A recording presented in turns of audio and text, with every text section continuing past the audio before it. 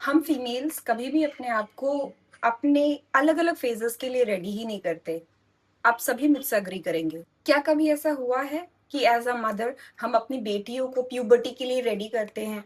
क्या कभी ऐसा हुआ है कि हम प्रेगनेंसी से पहले प्री-कंसेप्शन पीरियड में हम अपने आप को तैयार करते हैं? क्या कभी ऐसा हुआ है कि फीमेल सोचती हैं कि पेरीमेनोपॉज़ल स्टेज पे हूँ, तो मुझे अपनी बॉडी को प्रिपेयर करना चाहिए? बिल्कुल भी नहीं। होता क्या है कि हमारे ये जो ज़िंदगी के अलग-अलग पड़ाव हैं, ये हमारे हाथों से निकल जाते हैं। तो इन चीज़ों से हमें डरने की ज़रूरत नहीं है, चाहे वो प्रेगनेंसी है, चाहे वो मेनोपॉज़ है, ये हमारी लाइफ़ का एक पार्ट है। हमें कोशिश ये करनी चाहिए कि हम इन फ़ेज़ेस को अच्छे से हमारा शरीर सपोर्ट कर सके, ताकि हमें कमज़ोरी, थकावट, दर्द बोन हेल्थ ये सारी चीज़ें हमारी अच्छी हो सकें। ऐसा हमेशा क्यों होता है कि हम लोग बिल्कुल एंड में जाके सोचते हैं कि अब हमें अच्छा खाने की ज़रूरत है या अब हमें एक्सरसाइज करने की ज़रूरत है। हम उसे अपनी ज़िंदगी का हिस्सा क्यों नहीं बनाते?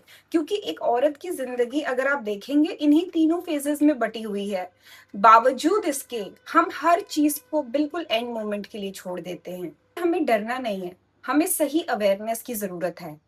मेनोपॉज़ होना कोई बीमारी नहीं होती। बिल्कुल इसी तरीके से हर महीने पीरियड्स होना it is not a disease, it is a part of our physiological life और ये हमारे साथ रहेगी जब तक हम हैं।